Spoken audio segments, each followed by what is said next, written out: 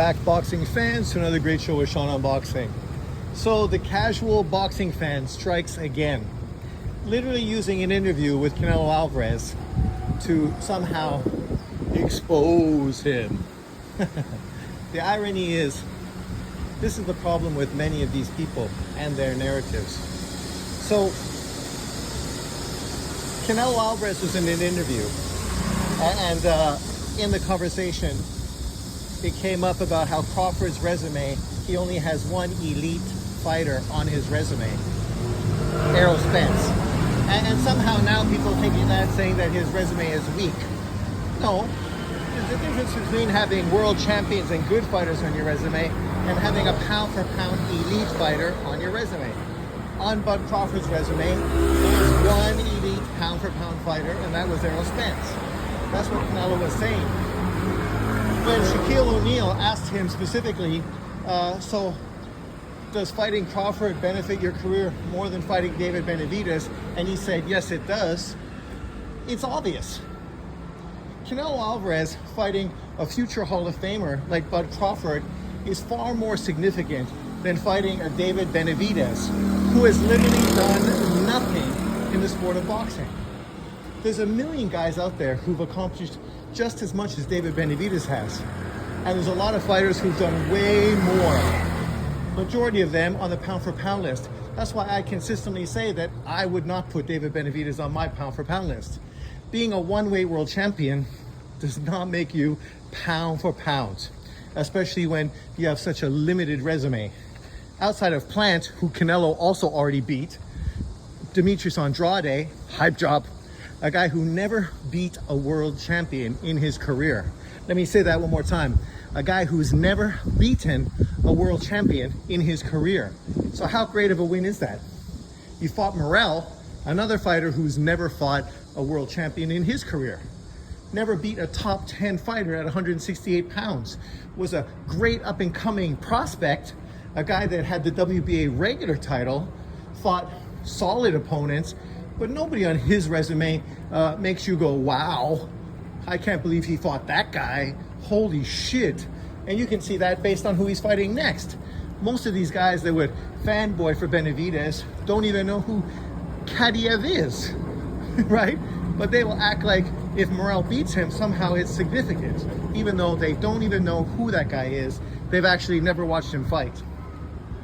People can't separate fact from opinion. They consistently want to jam these narratives down your throat, pretending that what they're telling you is somehow true. It's not true. It's not true. Ladies, tell them it's not true. See, you heard them. Unbiased people telling you it's not true. So, you cannot justify to me that somehow David Benavidez is a bigger scalp on Canelo Alvarez's resume than Bud Crawford. Bud Crawford, who's long been a pound for pound fighter. Bud Crawford, who is guaranteed to be a future Hall of Famer. Bud Crawford, who was a 4-weight world champion, 2-weight undisputed. Excuse me. These are the kind of things great fighters do in their careers.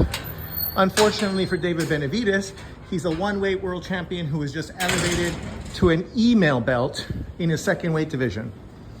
Fought very limited opposition, ducked unification for the majority of his career, and people have been asking him, just like they asked many PBC fighters for years, when this guy was actually going to step up and take on top level competition.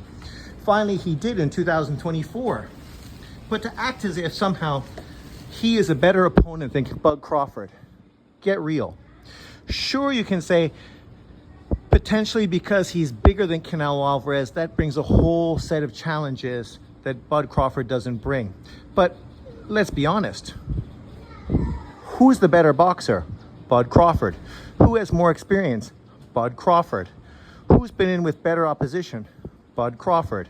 Who's proven more in their career? Bud Crawford. Who has better legs? Bud Crawford. Who has better hand speed? Bud Crawford, right? Outside of maybe potentially power that you can give David Benavidez, what exactly does Benavidez bring into the ring that surpasses Bud Crawford, outside of you saying he's bigger, he's large, he's physically bigger than Bud Crawford and Canelo Alvarez. Okay, so size means everything? Because we know that's not true. The reason Bivol beat Canelo Alvarez wasn't because of size, because Canelo's beaten many fighters who are just as big, if not bigger, than Dimitri Bivol. What allowed Bivol and Floyd Mayweather, for that fact, a smaller fighter, to beat Canelo Alvarez was skills. And as Floyd Mayweather loved to say, skills pay the bills. And this is the perfect analogy for this situation. I mean, right now, the odds, the circumstances between Canelo and Bud Crawford are getting closer and closer. This is the kind of fight where Bud Crawford could easily win. This is the best potential fight of Bud Crawford's career. This is two pound-for-pound fighters meeting each other right now when they're at a similar point of their careers. Not one guy much younger, one guy much older, right? Both guys coming to the end of their careers. Sure, Canelo has some physicality, size advantage as far as weight over Bud Crawford. But as far as arm reach, no. He's giving up 4 inches in reach.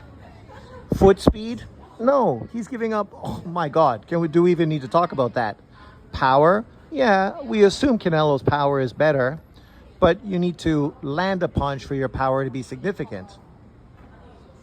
Boxer, Canelo's a great fighter and obviously has great defense, as we've seen in multiple fights. His head movement and everything else, he does not get hit that much.